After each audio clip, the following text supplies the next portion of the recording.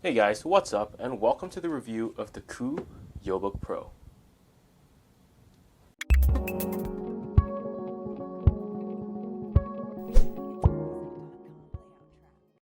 So just to start off, just listing off the specs of this laptop, it's got a Celeron N4120.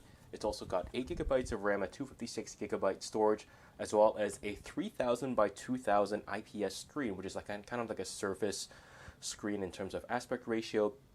And of course, that's the SSD door that you can see over there. Full metal body, and it starts at around $400, which is quite expensive. But let's go through the entire laptop and see what we have. And we'll start with the build of the laptop. So, build of the laptop, this is a metal laptop. The body feels a little bit like magnesium. It's a little bit smoother than magnesium. It also feels a little bit softer as well. You flip it over, and of course, on the bottom here, you also have a metal body. You have rubber feet here. You have your SSD door. And then if you flip it over this way, what you'll actually see is you'll see that there's little plastic nubs here that when you open up the laptop, it actually elevates it so that the laptop is a little bit over top of the ground. And here we actually get quite a nice selection of ports. We have a micro SD card slot, a headphone jack, as well as a USB 3.0 port. And on the other side, we have another USB 3 port, a DC port, a mini HDMI, as well as a USB Type-C, which unfortunately does not convey power, which is a little bit sad. But hey, it's still a pretty good selection of ports. Oh wait, okay. Opening up the laptop, it's actually a little bit annoying. As you can see, there's actually no notch. So opening it up is a little bit of a chore. You gotta get your finger inside before you pull it open.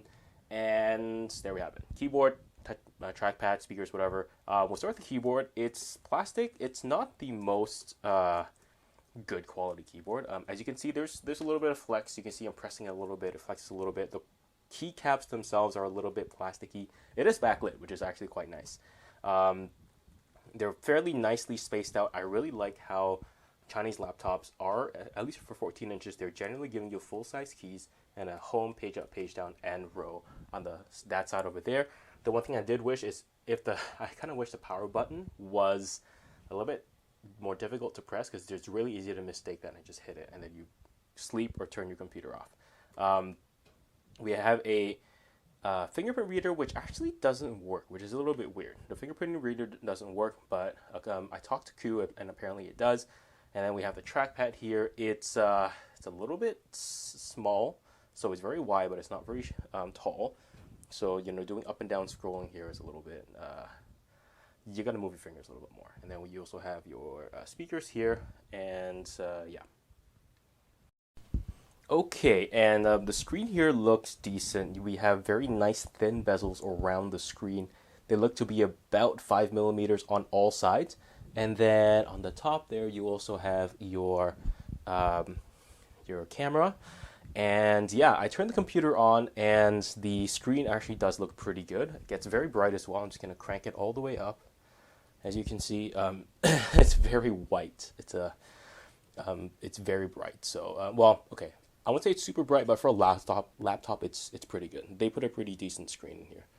And we'll crank it down a little bit so it's not so bright. And yeah, so let's open up some pictures and take a look at the screen. Okay, as you can see, the screen is quite colorful. It is an IPS screen. It looks very good. As you can see, colors are nice and vibrant. They're really punchy. In fact, I would say that the colors on this are as good, if not better, than some mid-range Android tablets.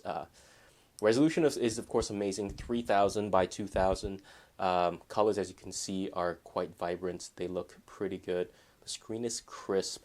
There are downsides to having such a high resolution screen, but we'll talk about those later. But yeah, for now, as you can see, I mean, just look at the fur on this cat. I mean, like, the quality is just amazing. Yeah. So yeah, screen is probably one of, if not the best part of the device. Okay, speakers here, as you can see, we got two upward firing speakers here on the laptop, and they don't sound amazing. There's zero bass to them. They're not super crisp either. I would say they're good enough, but they're just not good speakers in general. So I'll let you guys have a listen. They're not great speakers. They get decently loud, I guess. But other than that, really nothing to write home about these. They're not very good.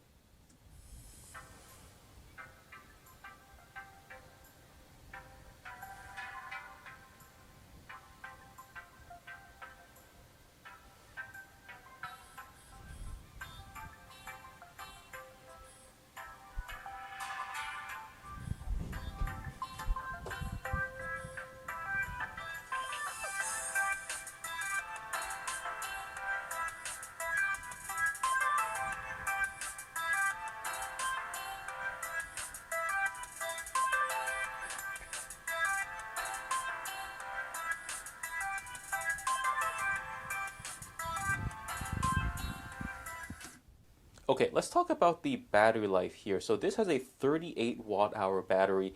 Um, sure, it's powering a pretty low power processor, you know, a Celeron N4120.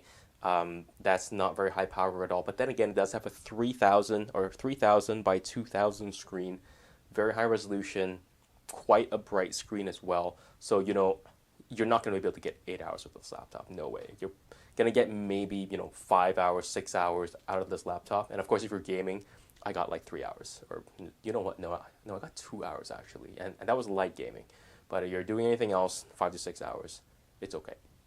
And yeah. Okay, we'll talk about performance with this laptop, and that's kind of a mixed bag. But first of all, we'll look at the specs here. Here we actually have a Celeron N4120. It's got 8 gigabytes of RAM, which is nice. It's got a 256 gigabyte SSD as well. As you can see, N4120, 8 gigabytes there, 64-bit Windows 10 Pro, blah, blah, blah, blah, blah.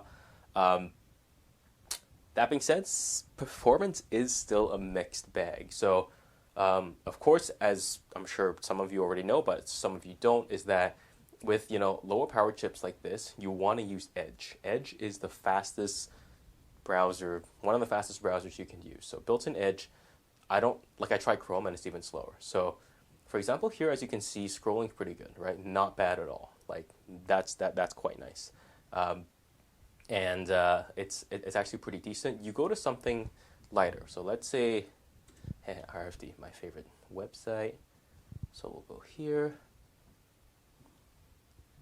Yeah, a little bit more laggy. I think it's still loading, but yeah, like as you can see, and then it's a little bit more laggy here than YouTube, which is actually a bit surprising. But yeah, and then we'll go to, let's say, Google.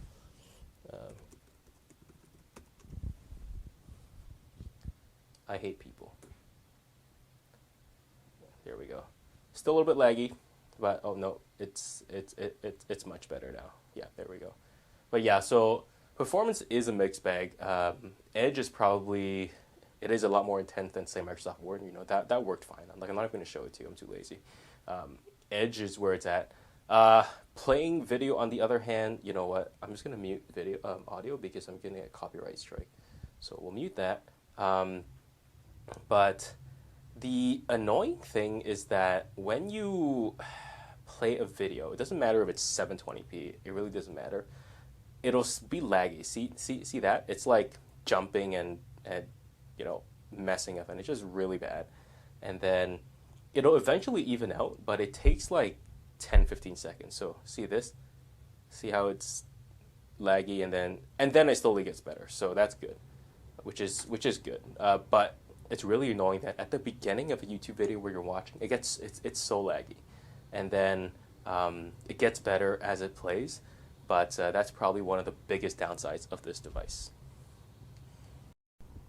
Now, another reason why I said performance is such a mixed bag is because the performance in Edge is so weird, right? But then when you open up GIMP and you're editing photos, it's actually fast. It's actually a lot faster than I thought it would be, which is actually quite nice. So let's open a nice big one. This is 11 megabytes. I think it's like 7,000 by 5,000. So as you can see, you know, it's, yeah. So I'm trying to zoom in and out here. It's not bad. So let's do, I'm just going to zoom in a little bit. Let's do a color change, just brightness change, something fairly simple. And so let's say I do this, right? Oops. That's pretty fast, especially for a Celeron N4120. That's not bad. So that's why I say performance is a mixed bag. Like when you were in Edge, I mean, you saw, right? There's some times when it was fast, sometimes it was slow, but here it's just straight up not bad. So there's stuff like that which really is a bit weird. I would put that down to, I don't know, let's say software. But yeah, as you can see, even that Gaussian blur did not take very long to do. So again, you can do GIMP on here, like not a problem at all. Okay, the second last thing we'll do here is a gaming test with Stardew Valley. Stardew Valley is not known as a very intense game, but I tried running this at 3000 by 2000, which is the normal resolution, and it was so laggy I almost died.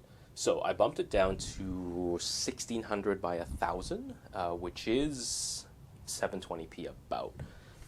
And as you'll see, it's a lot more playable. You could actually conceivably play games, for example, on this laptop.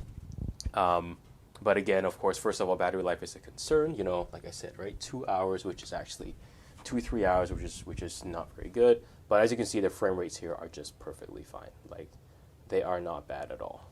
Not bad at all. So yeah, just walking around. As you can see, this is a new farm, so I haven't really picked up anything.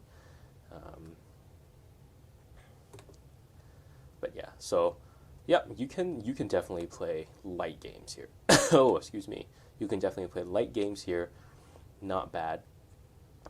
But again, battery life is going to be an issue.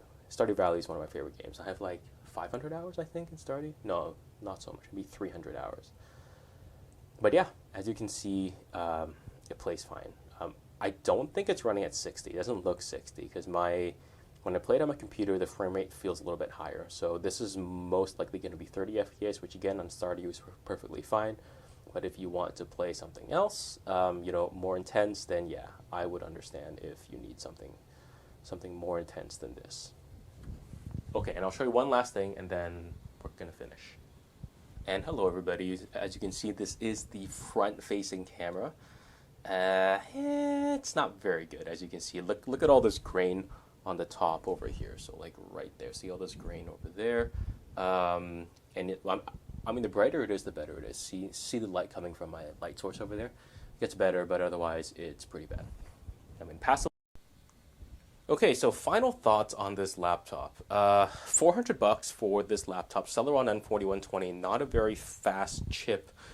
Like I was showing you, not performance problems, but very mixed bag in terms of performance here. Very nice screen, as you can see. You know, screen looks very, very good. You've got a 256 gigabyte SSD, you've got 8 gigs of RAM, so that's all good. That's all the good stuff. Now the conclusion. Should you buy this for, I think, yeah, so the website is $400, right?